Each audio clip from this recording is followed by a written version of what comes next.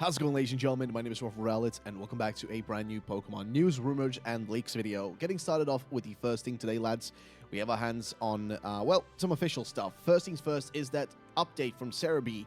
The Empire State Building in New York will be lit up with Pokemon colors on February 27th to celebrate Pokemon Horizon's launch and Pokemon Day. Okay.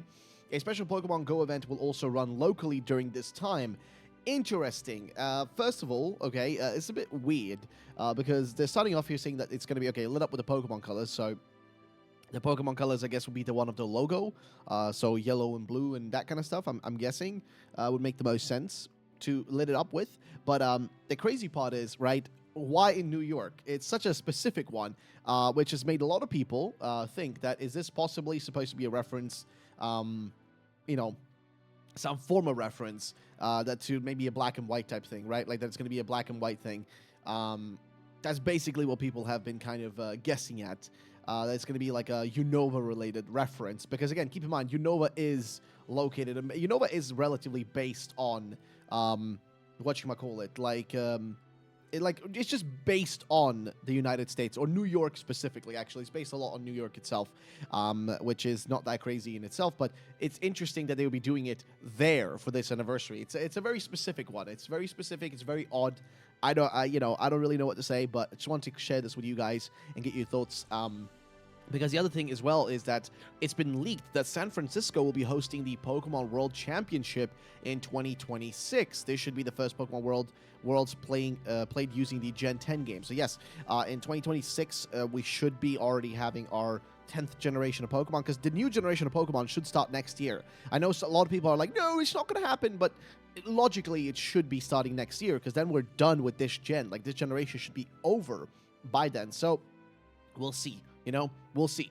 We're still not certain, right? But it is interesting, though, that San Francisco will be hosting the World Championship for the first time, right, in 2026. So not next year, the year after that. And also, we're kind of waiting to see if anything's going to happen. Somebody actually asked here on Centro, a Nintendo Direct announcement tomorrow, question mark. And he asked us about 17 hours ago. He says, if it's a partner showcase, it could be shadow dropped on Thursday.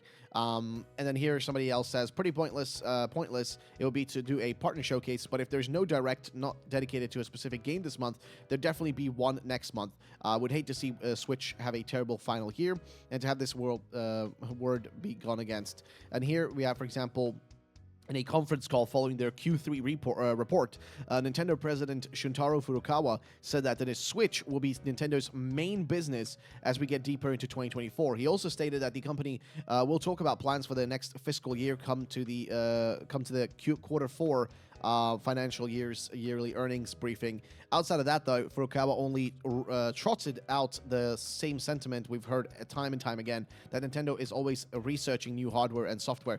But that's just the same thing ever. Like, if from an investor's point of view, they're never going to really be 100%, honest with it. So they're always going to be a little bit vague. It's something they always do. I feel like this is not really a new thing, right? But let's move on to some other official news. First things first, Pokemon Unite has been adding a new piece of holoware. It's going to be a marine-style Wigglytuff. Go get your hands on that if you haven't already. Definitely worth a check. We also have an update in Pokemon Masters EX, which is a sweet and fancy update where you can get special sync pair events with, all the different alchemies. So, Alchemy, if you want to get it, go for it. But yeah, that's happening. And of course, these are all events. All these events are happening right now, in the middle of February. It's the 14th today, right? Also, happy Valentine's Day for those guys who are watching. Hope you have a great day. But either way, speaking of which, it's just interesting because all these updates are coming out right now, right? All these updates are coming out right now, I guess, to celebrate Valentine's Day. But also, it's the middle of the month. And at the end of the month, we should have Pokemon Day ready to go. So, that's that. Moving on to the final thing, Cafe Remix is adding a Lucky Spin event that's been announced, adds Shiny Hisui and Sneasel into the game, which is pretty neat, and that pretty much summarizes and finishes off the topic of official news like this. Now we're going to move over to Pokemon rumors, so keep in mind, everything I'm going to read going forward is very much speculative, okay? It's not guaranteed, it's not confirmed, no such thing. It's all just speculation, so to say. So just keep that in mind as we get started. First things first, though, we have this post right here from none else than 4chan, okay? We're on 4chan again. Of course, John 4chan is back at it again, It's the hacker known as Anonymous. Lol. Anyway, if you get the meme, you get the meme. Either way, what is the post actually? So, Pokemon Day and Mystery Dungeon information from Anonymous posted today around like 1:44 in the morning, my time. Saying, got a big scoop on a game being announced at Pokemon event during the 27th. Ooh, spicy. Okay, so what is the big scoop? He says, Pokemon Mystery Dungeon Split Worlds. Okay, so we've heard a few other rumors talking about a Mystery Dungeon game. Nothing new. I feel like this is like, we've seen quite a few of these being suggested.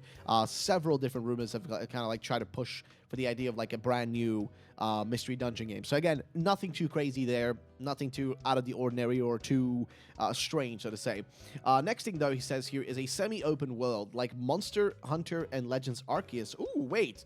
A semi-open world for a Mystery Dungeon game. So this is the problem with Pokemon games. There's so many things they could do really cool things with like, you know, Mystery Dungeon and stuff. But I'm scared that if they do even change a little bit of the general style and concept behind it, that the Mystery Dungeon fans will lose their mind and will get angry at it.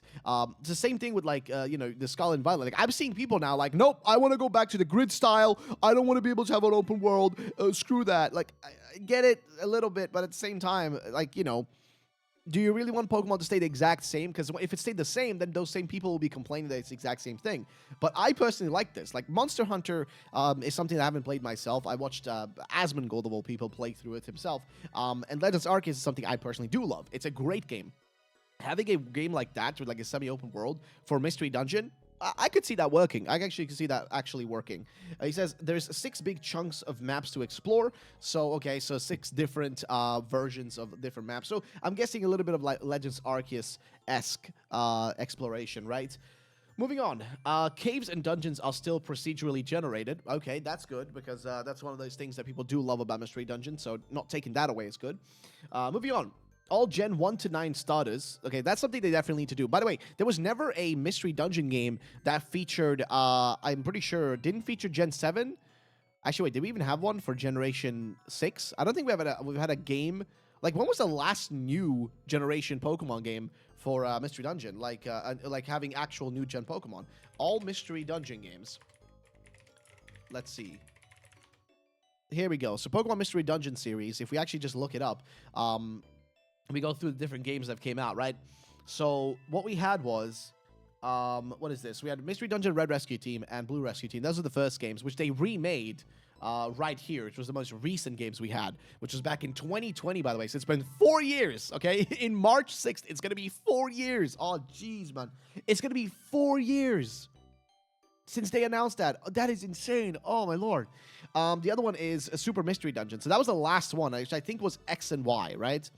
That was in the X and Y era. So we did have one for the X and Y Gen 6 era, which featured Pokemon, like, you know, quite a few Pokemon. Because, yeah, you got, like, Mega Charizard Y in there.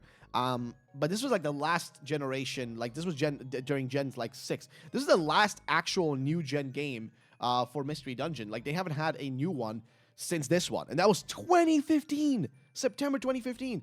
And the thing is, I don't know how Super Mystery Dungeon actually did in terms of sales. Like, I have no context for that. Let me see. So, Pokemon Super Mystery Dungeon. Let's see. Here we go. Super Mystery Dungeon sales. Let's actually look up how much did it sell. So, okay. So, 5.85 million copies sold from Rescue Team titles. 6.37 million copies sold from Explorers titles. 1.38 million copies sold from the Gates to Infinity. And only 1.66 million copies sold from Super Mystery Dungeon. Then another 1.89 million copies sold from Rescue Team DX. So maybe it's like the lack of sales in that department in Mystery Dungeon that's maybe stopped them from pushing out more of them. But it's weird, man. I would assume they would want to push out another one because they are way less effort. Okay, it's way less effort making a Mystery Dungeon game than it is to make any of the other products that they have. So a little bit shocking. I'm not gonna lie, but it's been 4 years. Okay. It is almost time, right? Because it was almost 5 years between this game right here, Mystery Dungeon, Super Mystery Dungeon, and the Rescue Team DX game. So maybe we'll get a new game of Mystery Dungeon next year? Maybe? Who knows? I don't know, but it's been a while, man. It's been a while. And then we also had Pokemon Mystery Dungeon this one, I think, is this a Japanese exclusive? Because I actually haven't seen this one. But either way, moving on. Let's go back to the rumors. So, it continues on and says that all Gen 1 to 9 starter Pokemon will be there, plus some regional forms and a new Gen 9 Pokemon And wait, new Gen 9 Pokemon are playable. Okay, that's pretty neat. If true, of course, will be very nice. It continues on saying all starters: Pikachu, Eevee, Galarian Meowth, Alolan Sandshrew, Charcadet. Okay, Hisuian Zora. He actually misspelled Charcadet. Hisuian Zora, Zoro itself, and Riolu will also be in the game. So that's a pretty neat combo. It actually sounds about right, like what I would expect. He says you can take personality tests or straight up choose your playable character. Interesting. Because I wouldn't have expected that. I wouldn't have expected them to make it like free for all, just get what you want. Because isn't that one of those things they've always had about Mystery Dungeon, that doing like the little test has always kind of been like one of the important parts. So you get a random Pokemon. Of course, you can just look up a guide for it, but still. Either way, instead of touching the screen to scan, you like on Explorer of you scan. Like on Explorer of Time, you have to hold your Joy-Con as tight as you can to read your heart rate. Really? I mean, that does like sound like something like Nintendo would want to do. And again, of course, Nintendo wasn't the ones making these games, but still, it does sound like something Nintendo would do. But nonetheless, it is a bit intriguing. Continuing, he says, plot involves Paradox Pokemon. That would make sense. Okay, that would make that 100% would make sense as a plot line. He continues, the Swords of Justice Fusion Paradoxes in Violet and Scarlet book is the main antagonist. Okay. It's called Iron Justice. Okay. Again, sounds pretty neat. The Iron Prince, aka Paradox Keldeo, acts like a Grovyle in the DS games. Okay, interesting. Now, he wants to protect Iron Justice from you, but wants to find a way to bring them back to normal. But how would you even bring them back to normal? Aren't they just like... Isn't that just standard state? Either way. Okay, so they're fusions, right? So Fusion Paradox of a Legendary Beast is also a boss of a second story in the game.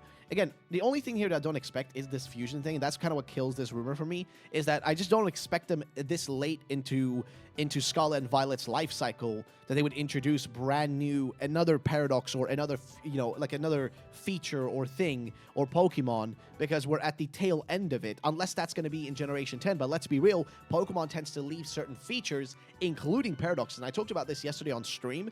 I specifically brought up how the thing with Pokemon, like, as a game and like with features we've had recently, is that they introduce things and they just kind of leave them behind. A good example of that is Megas, but also Ultra Beasts, Dynamax, and Gigantamax forms. And that, again, is not all. That's just a few of the things, but you have those, and on top of that, we also have now Paradoxes, which, let's be real, we're not going to see Paradoxes in Gen 10. They're just going to leave it behind and just dump that whole feature, because that's what they always do. It's like a standard thing for Pokemon to do. So in terms of them like adding this into a remake game, not a remake game, in a Mystery Dungeon game that would then have to somehow be related to the main games, because they always have to. If a side game makes a special Pokemon, it usually has to be included also in the main games, or it can't be added otherwise at all.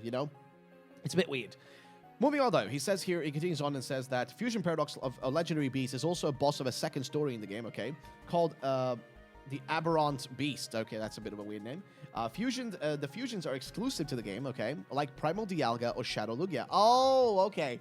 See, took the words right out of my mouth, because I was literally saying a second ago how I wouldn't see this working, because why would they do that? Those things would just not exist otherwise. Like, they can't add them into a Gen 10 game, because Gen 10 is going to be distancing itself from Paradoxes. But having this point right here, like Primal Dialga, which, yes, that's true. Primal Dialga did exist in the Mystery Dungeon series, but never existed in any other forms. And Shadow Lugia, same thing there, Eagle of Darkness, right? Moving on, Iron Prince can be brought to the mainline games after you beat the full game.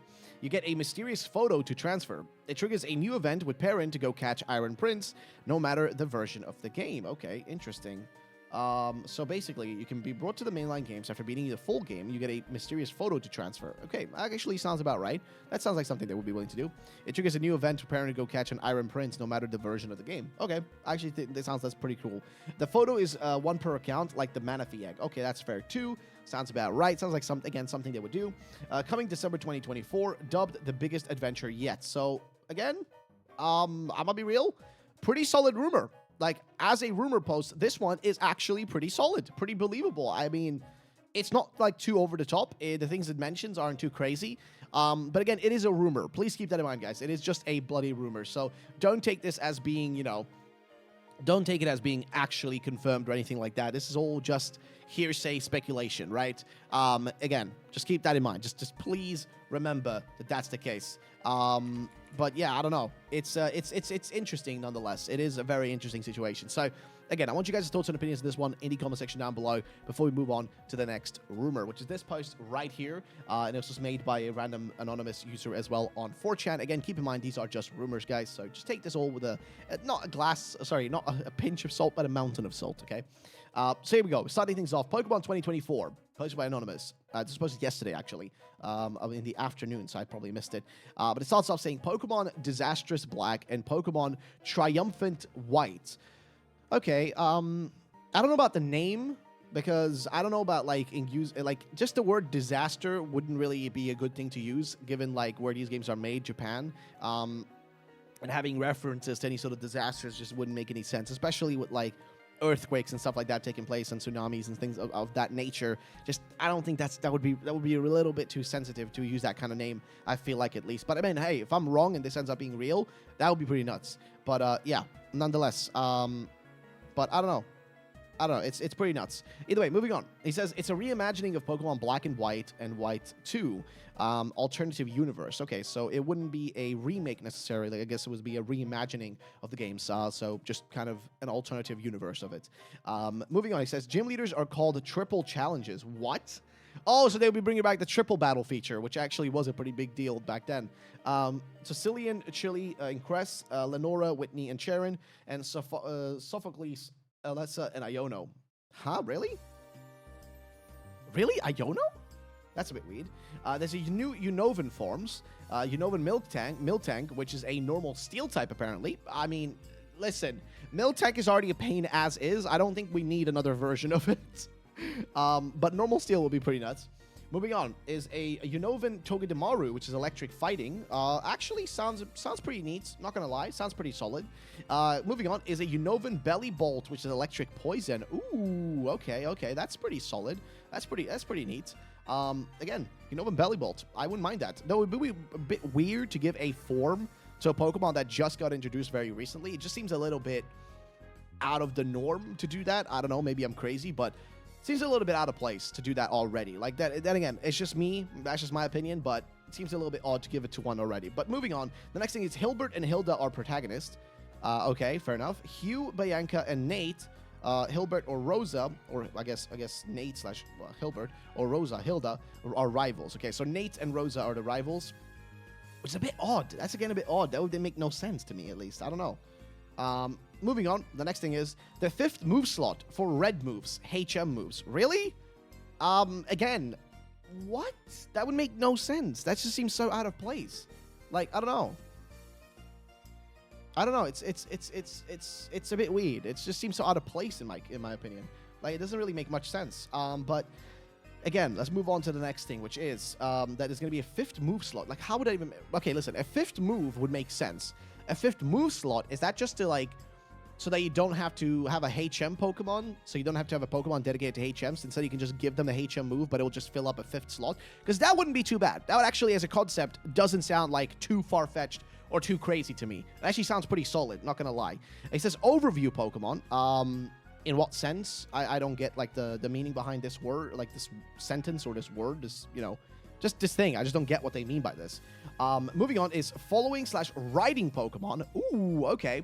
Following riding Pokemon. That's something that we do want to see. So BDSP, I think, had like a bit of that, of the following Pokemon in it. But we didn't get a full-fledged version of it always. But I think the last time we had like proper riding on the Pokemon, not counting Miraidon, Koraidon, was Let's Go Pikachu and Eevee, which was really, really cool of a feature. Being able to actually like fly on Charizard and Dragonite around. And it was so sick, man. It was so freaking cool. And I really hope that's what they do again. And that's what he's saying right here. So we're going to have riding Pokemon. He says that bikes are replaced for hoverboards. But doesn't that kind of defeat the purpose of the flying Pokemon? I don't know. Maybe I'm crazy. But hoverboards, I mean, hey, it sounds pretty neat. But I just feel like it's highly unlikely.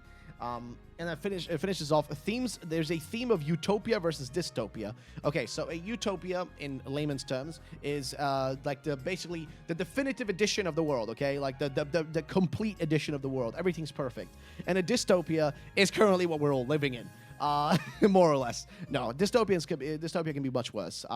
Basically, living in somewhere in Siberia, that's dystopian, or living in, like, I don't know, one of those like super mega, like basically think of cyberpunk. That's basically pretty dystopian.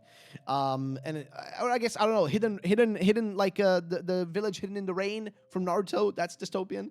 And he finishes it off saying that it's coming out in 2024. Now, listen, I like this rumor. I think it's pretty cool. I would love a game of where it's basically set in an alternate universe of Black and White. I just don't know if this rumor necessarily, especially the thing that loses me is the names. Disastrous Black and Triumphant White. I don't know, man. I don't know. I don't think they would use that word disastrous at all because it just doesn't feel like something. And also, it's a bit of a difficult word. Not necessarily, but like triumphant and disastrous do sound a little bit more complicated to say for a younger person, like kids and stuff like that, than does for like myself. Because I can fucking say it. It's not a big deal. But again, it's a little bit on the nose. So that's pretty much what I'm going to be ending it off at, lads. So again, let me know your thoughts and opinions on everything I talked about today in the comment section down below. I'll see you next time.